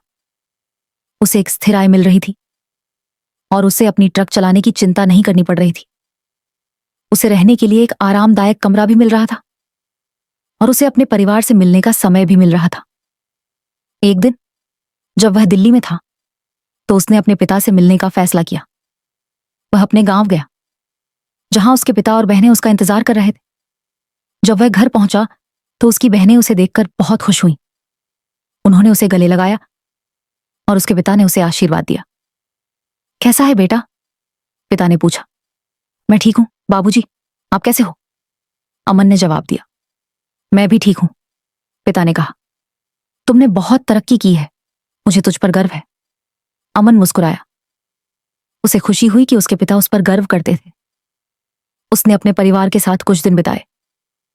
उसने अपनी बहनों के साथ बातें की और अपने पिता की देखभाल की। उसे लगा कि यह उसके जीवन का सबसे अच्छा समय था। जब वह दिल्ली वापस आया तो उसे एक नया काम सौंपा गया। उसे एक विशेष खेप ले जानी थी, एक बहुत ही मूल्यवान और संवेदनशील माल, जिसे मुंबई से कोलकाता पहुंचाना था। यह एक लंबी और जोखिम भरी यात्रा थी जिसमें उसे लगभग 2000 किलोमीटर का सफर तय करना था। विक्रम ने उसे इस खेप के बारे में समझाया। यह बहुत जरूरी माल है अमन भाई, तुम्हें इसे सुरक्षित रूप से कोलकाता पहुंचाना होगा, उसने कहा। चिंता मत करो, विक्रम भाई, मैं अपना काम जानता हूं, अमन ने कहा। अमन ने अपनी ट्रक की जांच की और सुनिश्चित किया कि सब कुछ ठीक है। उसने अपने कागजात लिए और कोलकाता की तरफ बढ़ चला। यह एक नई चुनौती थी, लेकिन अमन तैयार था। उसे पता था कि उसे अपने कौशल और अनुभव पर भरोसा रखना होगा और उसे हर बाधा को पार करना होगा। सफर के दौरान अमन ने कई मुश्किलों का सामना किया। उसे खराब मौसम, खराब सड़कें और ट्रैफिक जाम का सामना करना पड़ा, लेकिन उसने हार नहीं मानी। वह लगातार आगे बढ़ता रहा। एक रात जब वह झारखंड के एक सुनसान इलाके से गुजर रहा था, तो उसकी ट्रक का टायर पंचर हो गया। रात का समय था और आसपास कोई मदद नहीं थी। अमन ने अपनी टॉर्च निकाली और टायर बदलने लगा। यह एक मुश्किल काम था, लेकिन अमन ने हार नहीं मानी। उसने लगभग 1 घंटे में टायर बदल दिया और फिर से आगे बढ़ चला। अगली सुबह वह कोलकाता पहुंचा। उसने गोदाम पर माल उतारा और चौधरी लॉजिस्टिक्स के कर्मचारी उसे देखकर बहुत खुश हुए। तुमने बहुत अच्छा काम किया अमन भाई, मैनेजर ने कहा। यह बहुत जरूरी माल था और तुमने इसे सुरक्षित रूप से पहुंचाया। अमन मुस्कुराया। उसे खुशी हुई कि उसने अपना काम सफलतापूर्वक पूरा किया था। उसने कोलकाता में कुछ दिन बिताए और फिर दिल्ली वापस आ गया। उसे पता था कि यह सफर सिर्फ माल ढोने का नहीं था, बल्कि यह उसके अपने जीवन का एक और अनुभव था, जिसने उसे और मजबूत बनाया था। कोलकाता से लौटने के बाद अमन को कुछ दिनों का आराम मिला। उसने इस समय का उपयोग अपने परिवार से मिलने और अपने गांव में कुछ समय बिताने के लिए किया। उसे अपने पिता की तबीयत में थोड़ा सुधार देखकर खुशी हुई और उसकी बहनें भी अपनी पढ़ाई में अच्छा कर रही थीं। अमन को लगा कि उसकी मेहनत रंग ला रही थी। जब वह दिल्ली वापस आया तो उसे एक नया काम सौंपा गया। इस बार उसे उत्तर प्रदेश के एक छोटे से शहर रामपुर के लिए माल ले जाना था। यह कोई बहुत लंबी यात्रा नहीं थी, लेकिन रामपुर का इलाका थोड़ा अशांत था, जहां अक्सर छोटे मोटे अपराध होते रहते थे। विक्रम ने उसे इस बारे में चेतावनी दी। अमन भाई, रामपुर का इलाका थोड़ा ध्यान से चलाना, वहां कभी कभी दिक्कतें हो जाती हैं, उसने कहा। चिंता मत करो विक्रम भाई, मैं अपना ध्यान रखूंगा, अमन ने जवाब दिया। अमन ने अपनी ट्रक की जांच की और सुनिश्चित किया कि सब कुछ ठीक है। उसने अपने कागजात लिए और रामपुर की तरफ बढ़ चला। सफर के दौरान सब कुछ सामान्य था। अमन ने रास्ते में कुछ ढाबों पर चाय पी और लोगों से बातचीत की। रामपुर पहुंचने में उसे लगभग 8 घंटे लगे। उसने गोदाम पर माल उतारा और फिर वापसी के लिए माल की तलाश की। लेकिन आज रामपुर से दिल्ली के लिए कोई सीधी बुकिंग नहीं थी। मैनेजर ने उसे कुछ अन्य शहरों के लिए माल का सुझाव दिया, लेकिन अमन दिल्ली वापस जाना चाहता था। कोई बात नहीं अमन भाई, आप थोड़ी देर इंतजार करो, शायद कोई बुकिंग आ जाए, मैनेजर ने कहा। अमन ने सिर हिलाया और गोदाम के पास बनी एक छोटी सी चाय की दुकान पर बैठ गया। उसने 1 कप चाय का ऑर्डर दिया और अपने फोन पर अपने पिता को फोन किया। हाँ बाबूजी, कैसा महसूस कर रहे हो? अमन ने पूछा। मैं ठीक हूं बेटा, तू कहाँ है? पिता की आवाज सुनाई दी। मैं रामपुर में हूं बाबूजी, आज दिल्ली के लिए कोई माल नहीं मिला तो यहीं रुकना पड़ेगा, अमन ने जवाब दिया। ठीक है बेटा, ध्यान से गाड़ी चलाना, पिता ने कहा। अमन ने फोन काट दिया और एक गहरी सांस ली। उसे रात यहीं बितानी पड़ेगी। रात के 10 बज चुके थे। अमन ने खाना खा लिया था और अपनी ट्रक में सोने की तैयारी कर रहा था। तभी उसने कुछ आवाजें सुनी। उसने देखा तो कुछ लोग गोदाम के अंदर घुसने की कोशिश कर रहे थे। वे नकाबपोश थे और उनके हाथों में लाठियां और हथियार थे। अमन समझ गया कि ये चोर थे। उसने तुरंत अपने फोन पर विक्रम को फोन किया। विक्रम भाई, यहां गोदाम में चोर घुस गए, अमन ने फुसफुसाते हुए कहा। क्या? विक्रम ने आश्चर्य से पूछा। तुम कहां हो? मैं अपनी ट्रक में हूं, मैं उन्हें देख रहा हूं, अमन ने जवाब दिया। तुम कुछ मत करना अमन, मैं तुरंत पुलिस को फोन करता हूं, विक्रम ने कहा। अमन ने फोन काट दिया और चोरों को देखने लगा। वे गोदाम के दरवाजे तोड़ने की कोशिश कर रहे थे। अमन को पता था कि उसे कुछ करना होगा। वह अपनी ट्रक में चुपचाप बैठा नहीं रह सकता था। उसने अपनी ट्रक का इंजन स्टार्ट किया और हेडलाइट्स ऑन की। हेडलाइट्स की तेज रोशनी से चोर चौंक गए। वे अमन की ट्रक की तरफ देखने लगे। अमन ने हॉर्न बजाया और हॉर्न की तेज आवाज से चोर घबरा गए। वे इधर उधर भागने लगे। अमन ने ट्रक को आगे बढ़ाया और चोरों की तरफ दौड़ाया। चोर डर गए और गोदाम से बाहर भाग गए। अमन ने ट्रक को रोका और नीचे उतरा। गोदाम के चौकीदार और कुछ मजदूर भी बाहर आ गए। वे अमन को देखकर हैरान थे। तुमने क्या किया अमन भाई? चौकीदार ने पूछा। मैंने चोरों को भगा दिया, अमन ने जवाब दिया। तभी पुलिस की गाड़ी आ गई। विक्रम ने पुलिस को फोन किया था। पुलिस ने चोरों का पीछा किया, लेकिन वे भागने में सफल रहे। पुलिस ने अमन से पूछताछ की। अमन ने उन्हें सब कुछ बताया, कैसे उसने चोरों को देखा था और कैसे उसने उन्हें अपनी ट्रक से भगाया था। पुलिस अधिकारी ने अमन की बहादुरी की सराहना की। तुमने बहुत अच्छा काम किया अमन, तुमने गोदाम को लूटने से बचा लिया, उन्होंने कहा। अमन मुस्कुराया। उसे खुशी हुई कि उसने गोदाम को बचा लिया था। अगली सुबह विक्रम रामपुर आया। उसने अमन को गले लगाया। तुमने बहुत अच्छा काम किया अमन भाई, तुमने हमारी बहुत मदद की, उसने कहा। कोई बात नहीं विक्रम भाई, ये मेरा फर्ज था, अमन ने जवाब दिया। विक्रम ने अमन को एक बोनस दिया। यह तुम्हारी बहादुरी के लिए है, उसने कहा। अमन ने बोनस स्वीकार किया और विक्रम का धन्यवाद किया। उसे खुशी हुई कि उसकी बहादुरी को सराहा गया था। रामपुर से वापसी के लिए उसे दिल्ली के लिए माल मिल गया।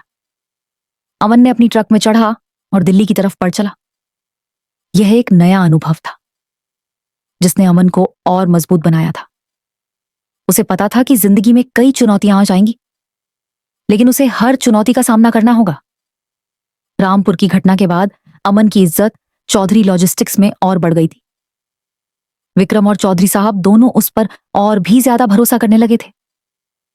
अमन को अब अक्सर लंबी और महत्वपूर्ण खेपें दी जाती थीं, जिनमें मूल्यवान या संवेदनशील माल होता था। उसे अपनी क्षमताओं पर गर्व था और वह हर काम को पूरी लगन से करता था। कुछ महीनों बाद अमन की छोटी बहन नेहा की शादी तय हो गई। यह अमन के लिए बहुत खुशी की बात थी, लेकिन साथ ही एक बड़ी जिम्मेदारी भी। उसे शादी के लिए पैसे जुटाने थे और अपनी बहनों को एक अच्छा जीवन देना था। उसने विक्रम से बात की और उसे नेहा की शादी के बारे में बताया। विक्रम ने उसे बधाई दी और कहा कि चौधरी लॉजिस्टिक्स उसकी पूरी मदद करेगा। तुम्हें जितनी छुट्टी चाहिए ले लो अमन भाई, और अगर कोई आर्थिक मदद चाहिए तो बेझिझक बताना, विक्रम ने कहा। अमन ने विक्रम का धन्यवाद किया। उसे खुशी हुई कि उसे ऐसे अच्छे लोग मिले थे जो उसकी परवाह करते थे। उसने शादी की तैयारियों के लिए कुछ दिनों की छुट्टी ली और अपने गांव चला गया। गांव में शादी का माहौल था। घर को सजाया गया था और रिश्तेदार और पड़ोसी इकट्ठा हो रहे थे। अमन ने अपनी बहनों और पिता के साथ मिलकर शादी की तैयारियों में हाथ बटाया।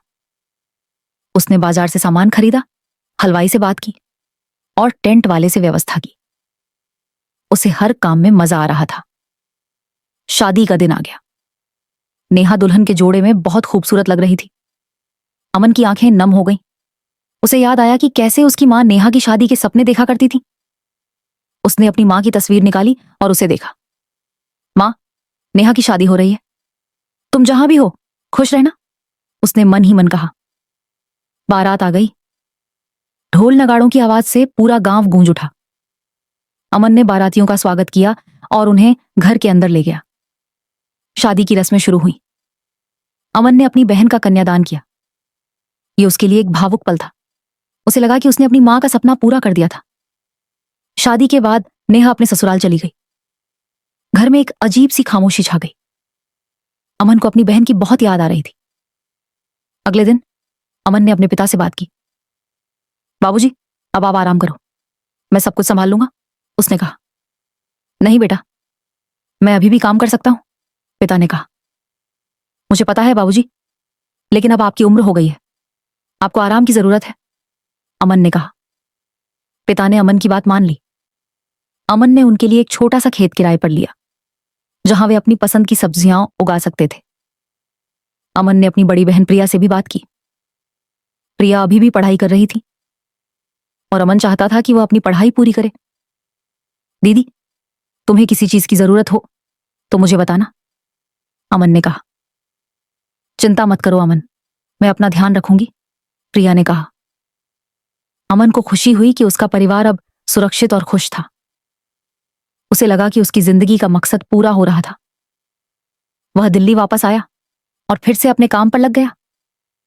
उसे अब और भी ज्यादा मेहनत करनी थी ताकि वह अपने परिवार को एक बेहतर भविष्य दे सके।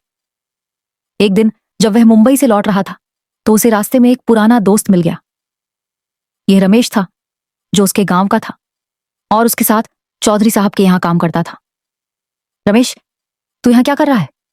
अमन ने आश्चर्य से पूछा। अमन, तू यहां क्या कर रहा है? रमेश ने भी आश्चर्य से पूछा। दोनों ने एक दूसरे को गले लगाया। वे कई सालों बाद मिल रहे थे। रमेश ने अमन को अपनी कहानी सुनाई। वह भी अब ट्रक चलाता था, लेकिन उसकी हालत अमन से अच्छी नहीं थी। उसे अक्सर कम पैसे मिलते थे और उसे कई मुश्किलों का सामना करना पड़ता था। अमन ने रमेश की कहानी ध्यान से सुनी। उससे अपने दोस्त पर दया आ रही थी। तुम मेरे साथ काम क्यों नहीं करते? अमन ने पूछा। चौधरी लॉजिस्टिक्स में अच्छी सैलरी मिलती है और काम भी स्थिर है, रमेश ने सोचा। उसे लगा कि यह उसके लिए एक अच्छा अवसर था। क्या तुम मेरी मदद कर सकते हो? रमेश ने पूछा। हाँ, मैं तुम्हारी मदद करूंगा, अमन ने कहा। अमन ने रमेश को अपने साथ दिल्ली ले गया और उसे विक्रम से मिलवाया। विक्रम ने रमेश को काम पर रख लिया और इस तरह रमेश भी चौधरी लॉजिस्टिक्स का हिस्सा बन गया। अमन को खुशी हुई कि उसने अपने दोस्त की मदद की थी। उसे लगा कि जिंदगी में रिश्तों का बहुत महत्व होता है। वह अपनी ट्रक में बैठा और फिर से राजमार्ग पर दौड़ने लगा। उसे पता था कि यह सफर सिर्फ माल ढोने का नहीं था, बल्कि यह रिश्तों को जोड़ने का भी था। समय तेजी से बीत रहा था। अमन को चौधरी लॉजिस्टिक्स में काम करते हुए अब कई साल हो गए थे। उसकी जिंदगी में एक स्थिरता आ गई थी। उसका परिवार खुश था। उसकी बहनें अपनी जिंदगी में आगे बढ़ रही थीं और उसके पिता की तबीयत भी ठीक थी। अमन को लगा कि उसने अपनी जिंदगी में सब कुछ हासिल कर लिया था, लेकिन जिंदगी कभी एक जैसी नहीं रहती। बदलाव हमेशा आते रहते हैं। एक दिन चौधरी लॉजिस्टिक्स के ऑफिस में एक नई मैनेजर आई। उसका नाम रीना था और वह एक युवा, तेज तर्रार महिला थी।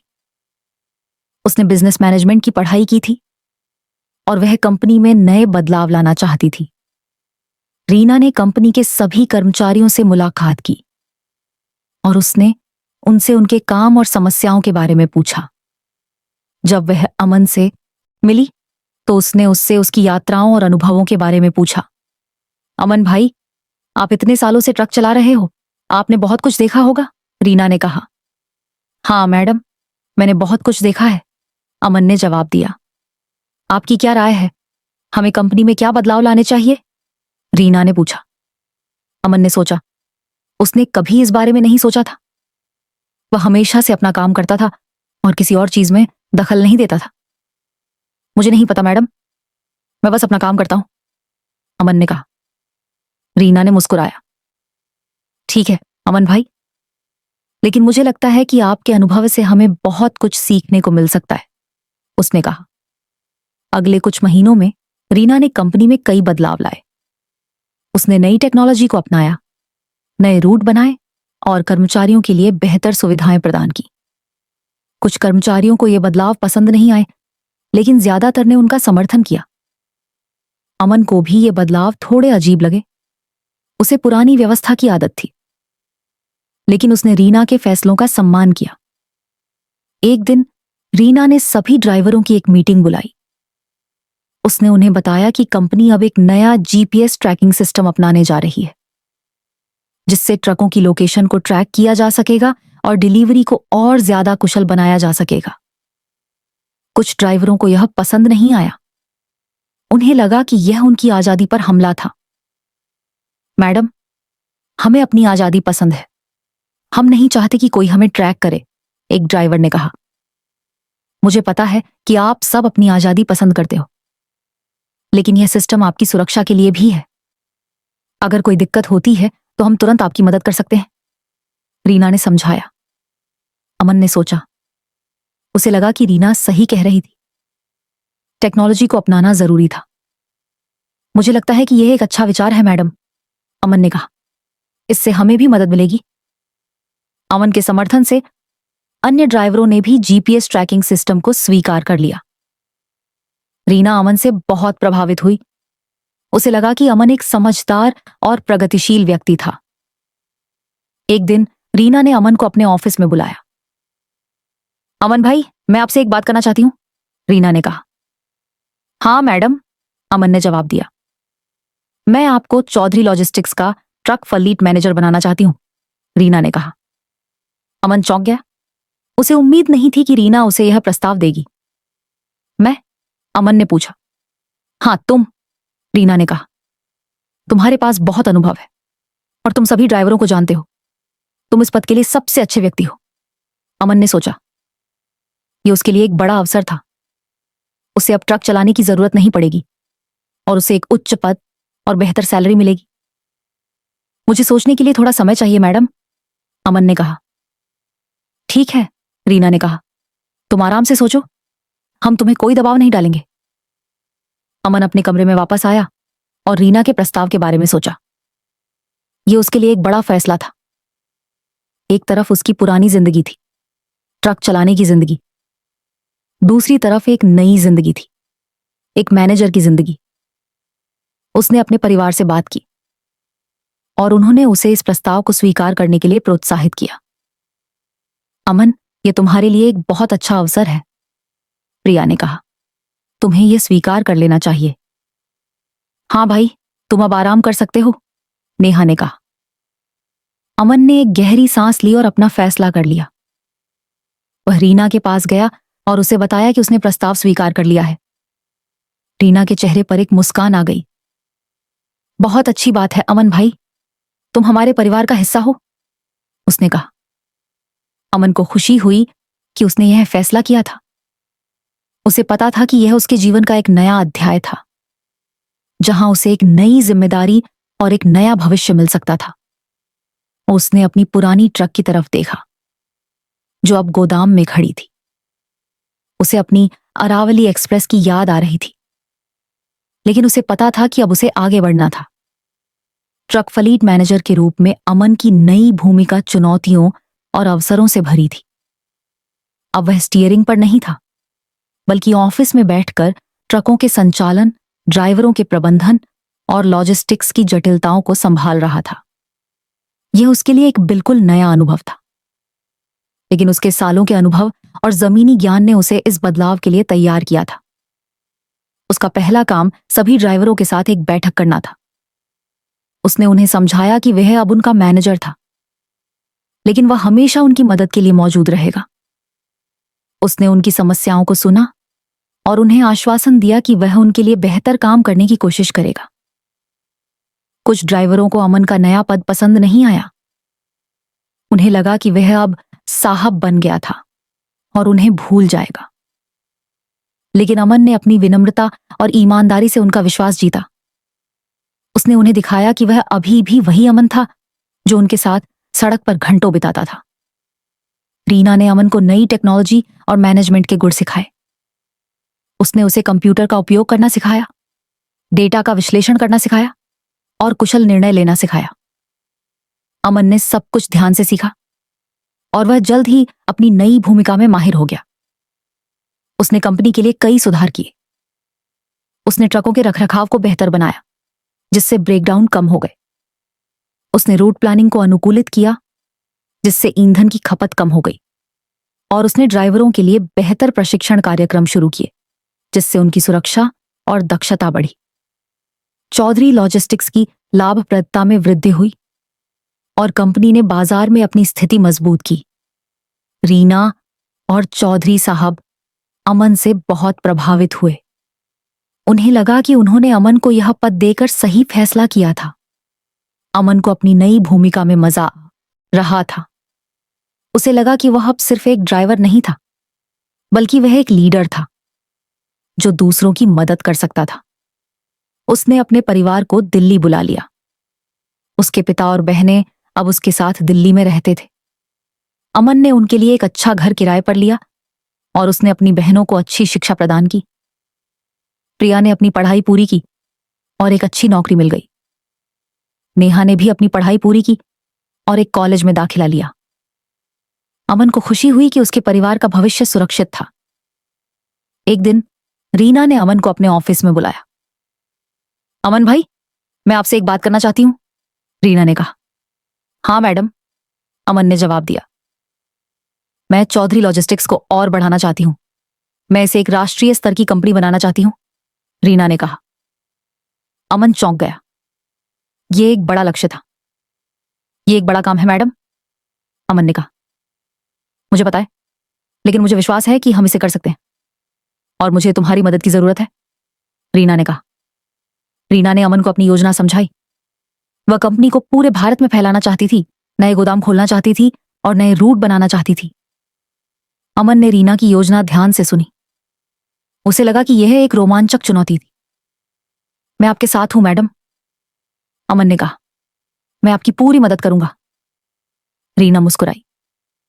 बहुत अच्छी बात है अमन भाई, मुझे तुम पर विश्वास है, उसने कहा।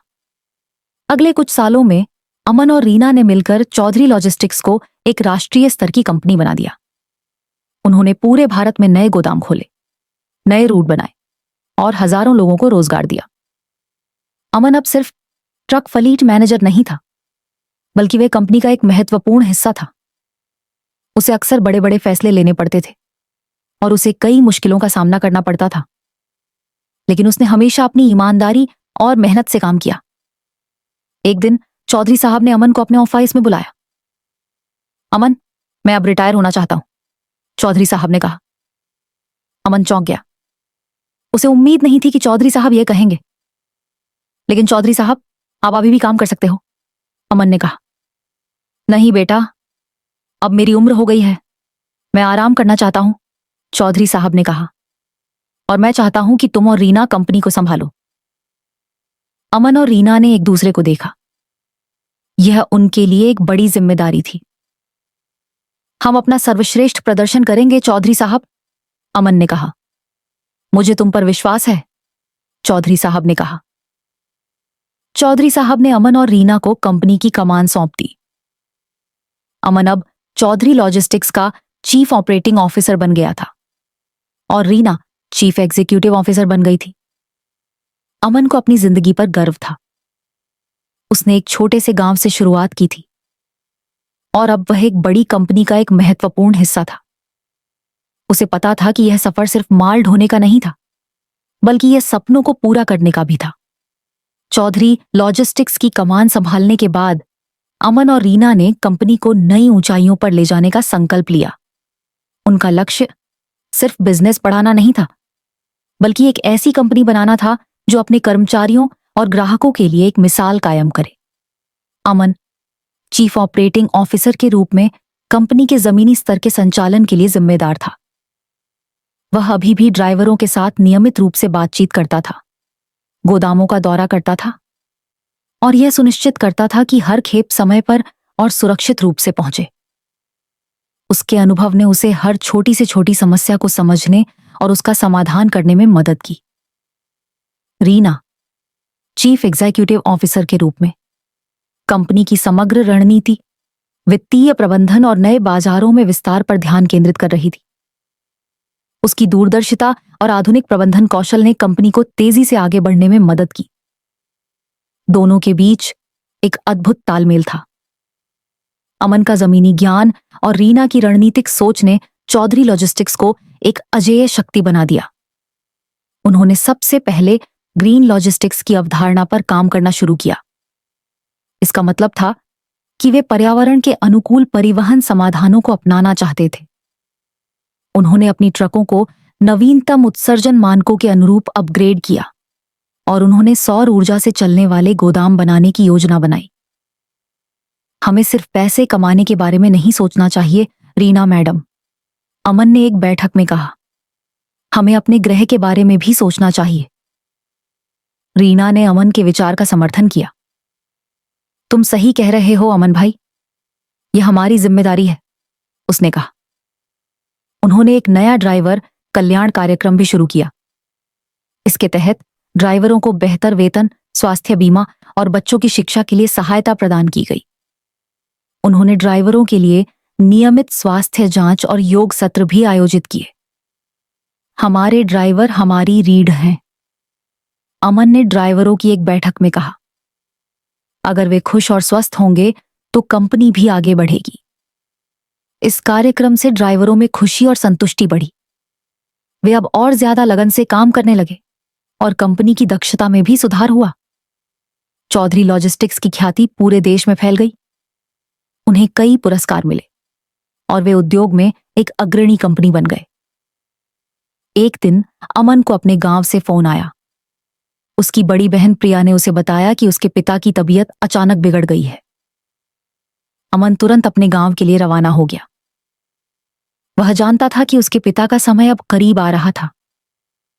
जब वह घर पहुंचा तो उसके पिता बिस्तर पर लेटे हुए थे। वे बहुत कमजोर हो गए थे। अमन ने उनके हाथ को अपने हाथ में लिया।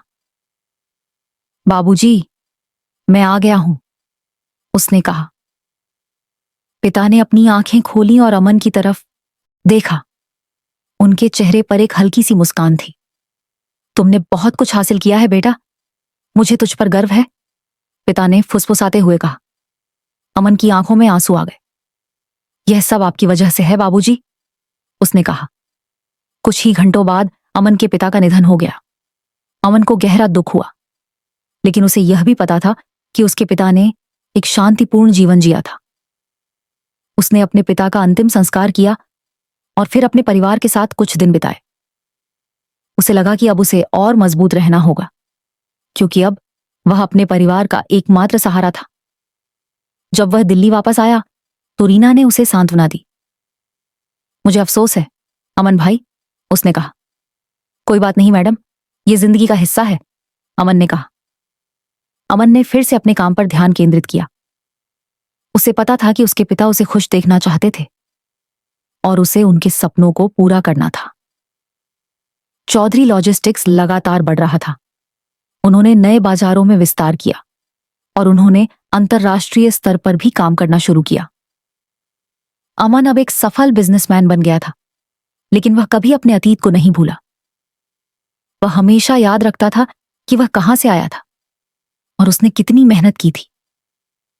एक दिन जब वह अपनी पुरानी अरावली एक्सप्रेस के बारे में सोच रहा था तो उसे एक विचार आया।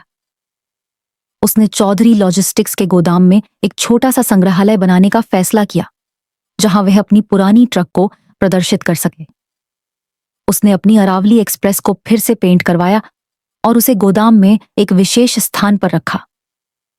उसने उसके पास एक पट्टिका लगाई जिस पर उसकी कहानी लिखी थी, एक छोटे से गांव के लड़के की कहानी जिसने अपनी मेहनत और लगन से अपने सपनों को पूरा किया था। संग्रहालय का उद्घाटन रीना और चौधरी साहब ने किया। सभी ड्राइवरों और कर्मचारियों ने अमन की कहानी सुनी और वे सब उससे बहुत प्रभावित हुए। अमन को खुशी हुई कि उसकी कहानी दूसरों को प्रेरित कर सकती थी। उसे पता था कि यह सफर सिर्फ ने माल ढोने का नहीं था, बल्कि यह एक प्रेरणादायक यात्रा थी जिसने उसे एक साधारण ड्राइवर से एक असाधारण लीडर बना दिया था।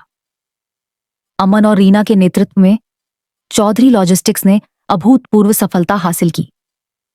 कंपनी अब केवल भारत तक ही सीमित नहीं थी, बल्कि उसने दक्षिण पूर्व एशिया के कई देशों में भी अपने पैर जमा लिए थे। अमन की जमीनी समझ और रीना की वैश्विक दृष्टि ने मिलकर एक ऐसा साम्राज्य खड़ा कर दिया था जिसकी किसी ने कल्पना भी नहीं की थी। अमन अब लगभग 50 साल का हो चुका था। उसके बाल थोड़े सफेद हो गए थे और उसके चेहरे पर अनुभव की गहरी लकीरें थीं, लेकिन उसकी आंखों में वही चमक थी जो 22 साल की उम्र में थी। वह अब भी सुबह जल्दी उठता था, गोदामों का दौरा करता था और नए ड्राइवरों से बात करता था। उसे अपने काम से उतना ही प्यार था जितना पहले था। उसकी बहनें प्रिया और नेहा अब अपनी जिंदगी में स्थापित हो चुकी थीं। प्रिया एक सफल शिक्षिका बन गई थी और नेहा ने अपनी पढ़ाई पूरी करके एक प्रतिष्ठित कंपनी में उच्च पद हासिल कर लिया था। वे दोनों अक्सर अमन से मिलने आती थी और उन्हें अपने भाई पर बहुत गर्व था।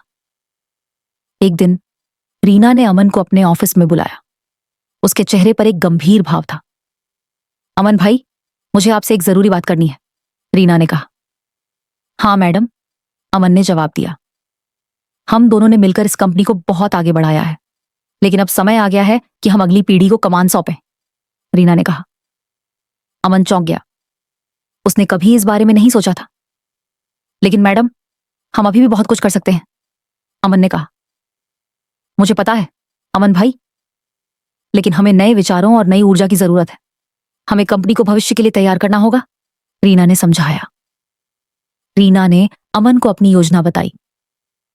वह कंपनी के प्रबंधन में कुछ युवा और प्रतिभाशाली लोगों को शामिल करना चाहती थी, जिनमें से कुछ उनके अपने परिवार से थे और कुछ बाहर से। हम चाहते हैं कि तुम और मैं दोनों सलाहकार की भूमिका निभाएं। हम उन्हें मार्गदर्शन देंगे, लेकिन फैसले वे लेंगे, रीना ने कहा। अमन ने सोचा। उसे लगा कि रीना सही कह रही थी। समय के साथ बदलाव जरूरी था। ठीक है मैडम, मैं आपके साथ हूं, अमन ने कहा।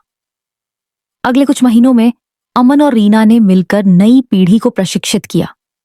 उन्होंने उन्हें कंपनी के हर पहलू के बारे में सिखाया, संचालन से लेकर वित्तीय प्रबंधन तक।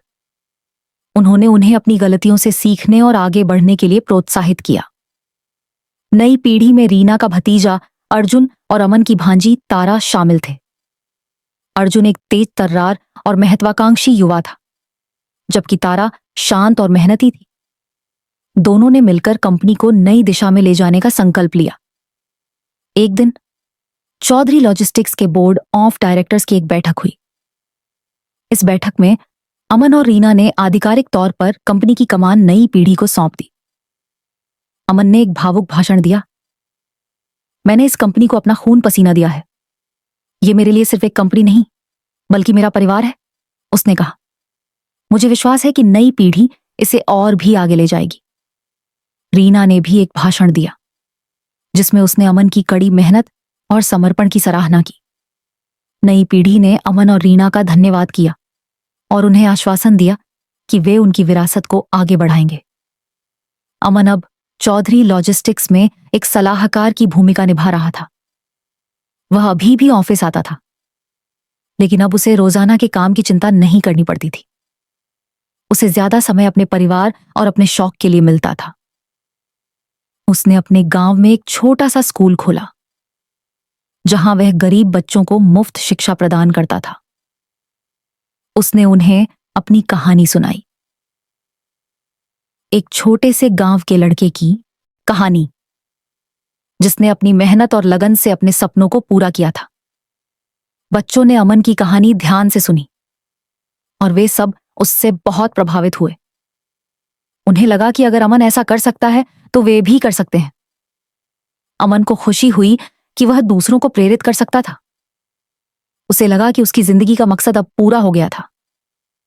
एक दिन जब वह अपने गांव में था, तो उसने अपनी पुरानी अरावली एक्सप्रेस को देखा, जो अब संग्रहालय में खड़ी थी। उसने उसे छुआ और मुस्कुराया। उसे याद आया कि कैसे उसने अपनी जिंदगी की शुरुआत एक साधारण ट्रक ड्राइवर के रूप में की थी। उसे याद आया कि कैसे उसने कई मुश्किलों का सामना किया था, लेकिन उसने कभी हार नहीं मानी थी। उसे पता था कि यह सफर सिर्फ माल ढोने का नहीं था, बल्कि यह एक जीवन भर की यात्रा थी, जिसने उसे एक साधारण इंसान से एक असाधारण व्यक्ति बना दिया था। अमन और रीना द्वारा नई पीढ़ी को कमान सौंपने के बाद चौधरी लॉजिस्टिक्स ने एक नए युग में प्रवेश किया। अर्जुन और तारा अपने नए विचारों और ऊर्जा के साथ कंपनी को डिजिटल युग में ले जा रहे थे। उन्होंने उन्नत सॉफ्टवेयर, आर्टिफिशियल इंटेलिजेंस आधारित लॉजिस्टिक्स समाधान और ड्रोन डिलीवरी जैसी नई तकनीकों को अपनाया। अमन और रीना सलाहकार के रूप में उन्हें मार्गदर्शन देते रहे, लेकिन अब उनका ध्यान कंपनी के बाहर के सामाजिक कार्यों पर अधिक था। अमन ने अपने गांव में शिक्षा के क्षेत्र में काम करना जारी रखा और रीना ने महिला सशक्तिकरण के लिए एक फाउंडेशन शुरू किया। अमन ने अपने गांव के स्कूल को एक मॉडल स्कूल में बदल दिया था। उसने आधुनिक शिक्षा प्रणाली लागू की, कंप्यूटर लैब स्थापित की और योग्य शिक्षकों को नियुक्त किया। गांव के बच्चे अब अच्छी शिक्षा प्राप्त कर रहे थे और उनमें से कई ने उच्च शिक्षा के लिए शहरों का रुख किया। एक दिन अमन अपने स्कूल में बच्चों से बात कर रहा था। उसने उन्हें अपनी जिंदगी की कहानी सुनाई। कैसे उसने एक ट्रक ड्राइवर के रूप में शुरुआत की थी और कैसे उसने अपनी मेहनत और लगन से अपने सपनों को पूरा किया था। बच्चों, याद रखना, अमन ने कहा, कोई भी सपना बहुत बड़ा नहीं होता। अगर तुम मेहनत करोगे और ईमानदारी से काम करोगे तो तुम सब कुछ हासिल कर सकते हो। बच्चों ने अमन की बातें ध्यान से सुनी और वे सब उससे बहुत प्रेरित हुए। उनमें से एक छोटी लड़की जिसका नाम खुशी था, अमन के पास आई। अंकल, क्या मैं भी आपकी तरह एक सफल इंसान बन सकती हूं? खुशी ने पूछा। हाँ खुशी, तुम जरूर बन सकती हो, अमन ने मुस्कुराते हुए कहा। बस तुम्हें अपने सपनों पर विश्वास रखना होगा और कभी हार नहीं माननी होगी। खुशी ने अमन को गले लगाया और अमन को लगा कि उसकी जिंदगी का सबसे बड़ा पुरस्कार यही था, दूसरों को प्रेरित करना और उनके सपनों को पंख देना। चौधरी लॉजिस्टिक्स अब सिर्फ एक लॉजिस्टिक्स कंपनी नहीं थी, बल्कि यह एक ऐसी संस्था बन गई थी जो समाज के लिए कुछ अच्छा कर रही थी। उन्होंने ग्रामीण क्षेत्रों में रोजगार के अवसर पैदा किए और उन्होंने पर्यावरण संरक्षण के लिए कई पहल की। अमन अब एक सम्मानित व्यक्ति बन गया था। उसे अक्सर विभिन्न कार्यक्रमों में मुख्य अतिथि के रूप में बुलाया जाता था, जहां वह अपनी कहानी सुनाता था और लोगों को प्रेरित करता था। एक शाम अमन अपने घर पर बैठा था। उसकी बहनें और उनके बच्चे उससे मिलने आए थे। वे सब एक साथ खाना खा रहे थे और हंसी मजाक कर रहे थे। अमन ने अपने परिवार को देखा और उसे खुशी महसूस हुई। उसे लगा कि उसने अपनी जिंदगी में सब कुछ हासिल कर लिया था। उसने अपनी आंखें बंद की और अपने अतीत की यादों में खो गया। उसे याद आया कि कैसे उसने अपनी जिंदगी की शुरुआत एक छोटे से गांव में की थी और कैसे उसने कई मुश्किलों का सामना किया था। उसे याद आया कि कैसे उसकी मां ने उसे स्कूल भेजने का सपना देखा था और कैसे उसके पिता ने उसे कभी स्कूल नहीं जाने दिया था।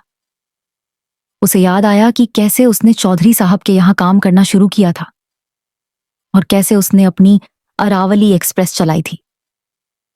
उसे याद आया कि कैसे उसने राहुल की मदद की थी और कैसे उसने रामपुर में चोरों को भगाया था। उसे याद आया कि कैसे उसने रीना के साथ मिलकर चौधरी लॉजिस्टिक्स को एक बड़ी कंपनी बनाया था और कैसे उसने अपनी जिंदगी में कई नए दोस्त बनाए थे। उसे पता था कि उसकी जिंदगी एक लंबी और रोमांचक यात्रा थी, जिसमें उसने कई उतार चढ़ाव देखे थे, लेकिन उसने कभी हार नहीं मानी थी। उसने अपनी आंखें खोली और अपने परिवार की तरफ देखा। वे सब खुश थे। अमन को लगा कि यही उसकी सबसे बड़ी उपलब्धि थी, अपने परिवार को खुश और सुरक्षित रखना। रात गहरी हो चुकी थी। अमन अपने बिस्तर पर लेटा हुआ था। उसने अपनी आंखें बंद की और अपने सपनों में खो गया।